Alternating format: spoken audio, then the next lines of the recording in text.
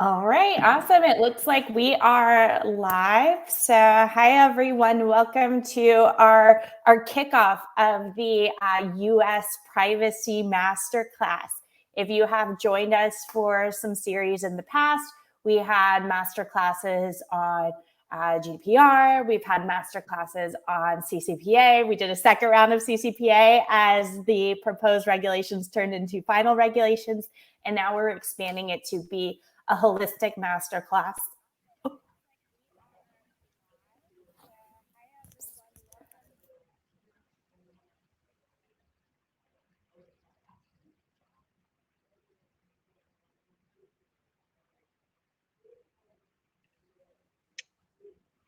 It looks like Kelsey's freezing out. But as she was saying, we're going in to do a holistic US privacy masterclass now because, as we know, these regulations are rolling out hot and fast. And, having a purview of maybe where those overlap, kind of consistencies that we can see across the board will really help you and your companies operationalize the implementation of these different initiatives and programs that are necessary to comply. So with that, I'm Olivia. I'm one of the solutions engineers here at OneTrust. I'm a certified information privacy professional, as well as a certified information privacy manager by the IAPP. And I'll kick it over to Andrew for him to introduce himself now. Yeah. Hi, everyone. Andrew Strofer, solutions engineer here at OneTrust. I am also certified through the IAPP with my CIPE and my CIPM. And I look forward to the conversation that we're going to have today, Olivia, with the ever evolving privacy landscape here in the United States. Yeah, absolutely. So we have a comment right out the gate of what it's all about, this masterclass. So let's just jump right in with an overview of what we're going to be covering. So essentially, we're going to be covering the new privacy regulations that are coming out across different states. So even though actually the first one is called the Trio of US Privacy Laws, we know a month ago Utah rolled out theirs. We did that name before that happened. So we will be covering Utah as well. So we'll be mostly covering California's CPRA, Virginia's privacy law, Colorado's privacy law, and Utah's privacy law throughout the webinar series. And we'll be talking about, understanding those laws, but then we'll go into building a foundational data map and data discovery program, consumer rights and how to operationalize that, deep diving into CPRA's employee inclusion, navigating through opting out versus opting out of share, so sale versus share, and then managing sensitive personal information, privacy impact assessments, and finally establishing retention policies. So we're really going to be doing an end-to-end overview of what these regulations are and what they mean for your business. Yeah, and I really think, Olivia, too, this is kind of where, we see the U.S. privacy laws really extending beyond just consumer rights requests that we saw with CCPA.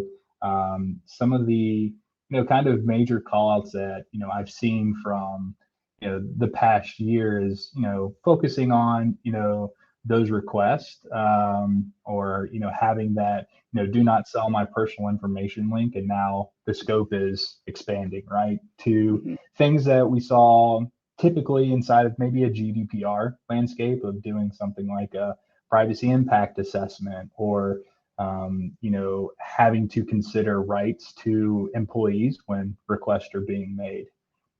Yeah, absolutely. And I think those are kind of the broad overviews that we can take away from all of these different laws that are getting rolled out.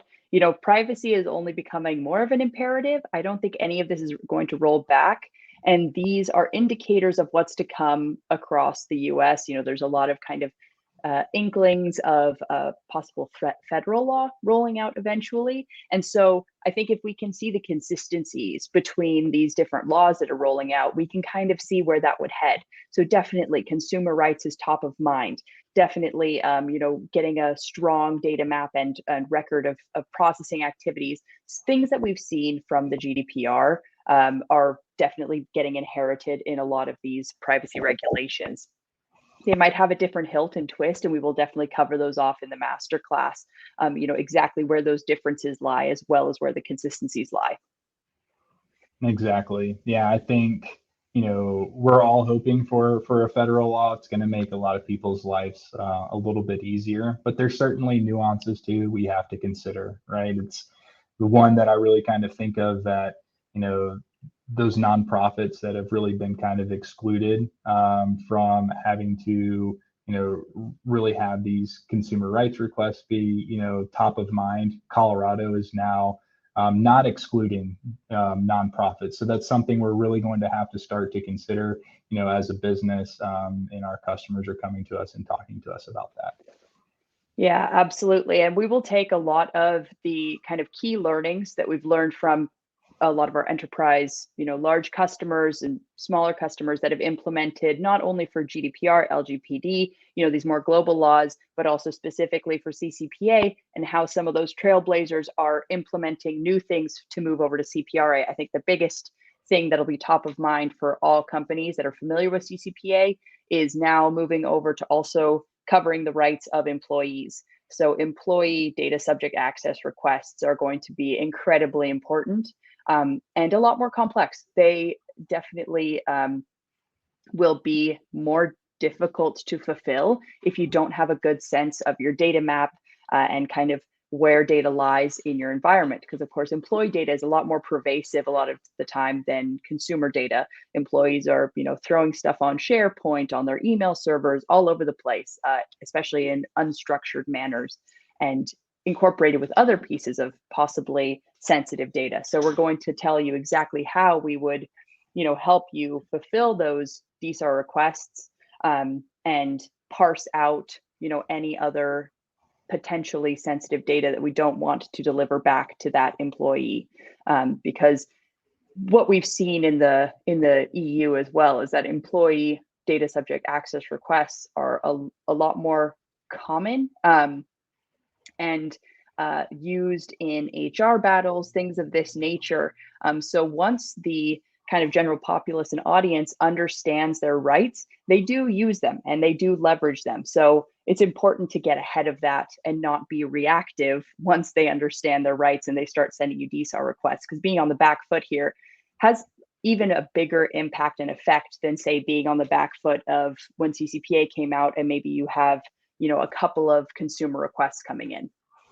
Absolutely. And I think that's kind of spot on. It's like a lot of our customers are coming to us and saying, it's hard for us to justify the spend on having, this system in place to be able to, ingest all of these different requests because we're only receiving a few.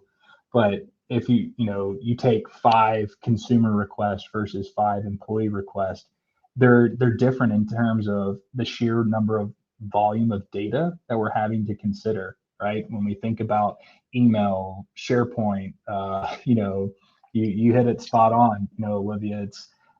It's a lot of information that we're having to review, and the time that it's going to take you.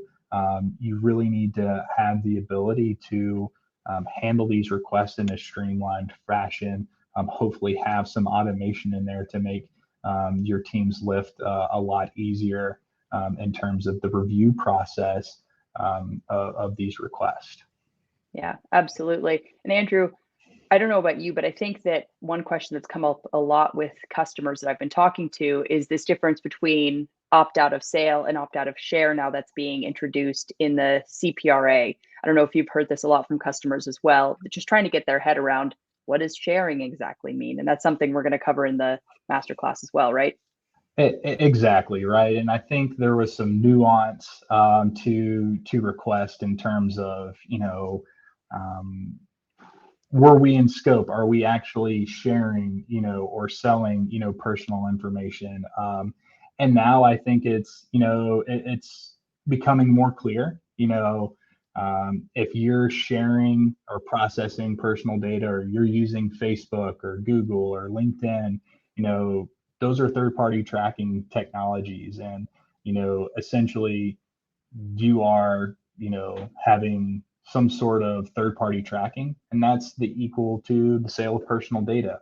If you're having programmatic advertising That's the sharing of data. So now it's pretty clearly defined that more than likely you're in scope of this particular aspect of CPRA. Yeah, absolutely. And then, kind of on a more holistic basis, I think another thing that's coming up a lot that we will address in the privacy masterclass is how to classify data, because there's new types of data that are in scope now, more sensitive pieces of personal information that, again, our GDPR customers are very well acquainted with. But a lot of our customers that only operate in the US, that might be new to them. Having to parse through this data and classify different pieces of data and treat them differently. It's one thing to have an operational kind of overview of everything from one classification scope, but then you have a whole nother set of rules for these different types of data as well, which only adds another layer of complexity. So definitely something that we'll be covering, how to automate that classification, because also it's one thing to do this once and get a really good view of all of your data in your ecosystem one time, but data is constantly being added, right? You are a day out from your last scan, you're out of date. So making sure that you are always in compliance is going to be tough. Yeah, exactly. And I think, a lot of our customers too are, spending so much time on, assessments and, really taking a lot of time on figuring out what information, we're collecting, going to multiple different team members to confirm, yes, this is the piece of information. And so having some sort of classification and discovery tool takes that nuance, it takes the individual interpretation of what we're actually collecting out of the equation. And individuals can now focus on the why when they're answering something like a PIA, right? They don't have to, worry about what we're collecting, because information can be auto-populated for them if they have that automation in place. Olivia, I don't know. I think this would probably be a good time. I know we've had a lot of, back and forth discussion here on, some of the laws, but what can, our audience members expect to hear inside of this, masterclass that we're doing? What are going to be some of the key takeaways? Yeah, so I think definitely at the beginning, we're going to be deep diving into each one of these regulations, but not only deep diving into each one independently. Like I said, there's so many similarities and very key differences. So we'll be looking at them from this comparative lens, because obviously if you can hit many birds with one stone, that's going to make your process way more efficient. And also there's only so much variation that could be found in these privacy laws. Most of them go off the blueprint loosely of GDPR. So exactly. How can we hit the most birds with one stone? And for those outlying sort of situations, how do we have a flexible platform or operation that can handle those deviations as well? It's definitely something we'll be focusing on. Another thing is, again, solidifying that understanding of those specific consumer rights implications for employees. That's something we'll be hitting home on. We have a whole individual class on that, as well as opt out of sale versus opt out of share. So I think looking across, you should come away from the masterclass series with a really good understanding of how to, set up a very solid foundation for these operations, but also how to take care of those outlying sort of differences in each law. Yeah, absolutely. I think it's going to be very helpful for, a lot of these individuals joining to really gain that, fundamental understanding of the different laws. And, we're even going to include some of the enforcement exceptions and things of that nature too. So I really think, there's going to be some big value here on these sessions. And, we will still, being able to highlight some of the key differences too, right? It's, unfortunately there are nuance between, the four, laws that we see that we're going to be focusing on today and the rest of the series. So yeah, looking forward to that. And I think it's really important to call out that CCPA looked very similar to what, Virginia, Colorado, and Utah have rolled out. CPRA is moving closer to GDPR. I think, this is just my personal opinion, but I know it's kind of reflected in most of the privacy community. All of these laws are slowly going to start moving towards that more holistic GDPR, LGPD sort of angle. And so by having an analysis of these different sort of stages of privacy law, I think you're going to be able to also build a roadmap out of, okay, right now we'll implement these changes to take care of the big swathe of changes that are coming. But, in a year, we want to add this element. In a year, we're going to add this element, et cetera, so that you're ramping up an entire privacy operation and excellence plan, as opposed to just trying to fight fires individually and kind of rolling with the punches as they come. Hopefully, we can give you an idea of how to get ahead of the curve. Exactly. And I think more and more organizations are trying to get ahead of the curve because they see as, a global operation that they want to provide consistency to their customers, across the board. They want to establish, a more trusted brand. And so being transparent, having that consistency is really seeing some positive gains for them as they're interacting with their customers. Them becoming more trusted is, actually putting more money into their pocket. So we are seeing, a big shift in, just this compliance checkbox of, okay, we're going to do the bare minimum, to now we want and see trust as that competitive advantage. Yeah, absolutely. That's a very interesting point that you bring up, because I think that a lot of, various issues, kind of how to mitigate reputational risk, is highly politically charged in today's environment. Data privacy is one of those things that most people agree on, that, we want our data to be treated properly, to be treated safely. No one wants their sensitive personal information in the wrong hands or being misused. So it's a pretty universally agreed upon, value that many people share. And that's why I think these privacy laws have gained so much traction. I don't think it's, slowing down or going away at any point. I think it's only going to become more universal. But Andrew, last question. I know we're kind of coming up on a good time here. Sure. Is the masterclass free, and where can people sign up? Yeah, absolutely. So I think we are going to be posting where users can sign up for our masterclass in the comments section. I see Elizabeth has just is probably going to post something here soon on that. I think it's probably happened a couple of times in the chat, but it's going to be free for you. These are going to be live sessions where we're going to be talking with industry, experts on what we're hearing in the market from, all of our different customers and how we're taking this approach. And it's really going to, hopefully provide some value, and it's free of cost. So really gaining some important insights on the 4 US privacy laws that we're going to be focusing on, how you can operationalize this as, an organization, and streamline this across your business, and not be so siloed from maybe the privacy team and the security team, and how all this ties together. Yeah, absolutely. And just to note, first session is on April 19th. I will be doing that with Tess, one of our in-house lawyers. So that'll be a really interesting one that covers all of the privacy laws that we're going to go over, really sets the foundation for the rest of the course. And then Andrew, I think yours is on July 12th, right? That's correct. Yeah, I'll be going over the new aspect to U.S. law with the privacy impact assessment, something that's very familiar with our, GDPR appropriate regions, but new to the U.S. So we'll be happy to kind of dive into, some of those requirements that we're seeing. Fantastic.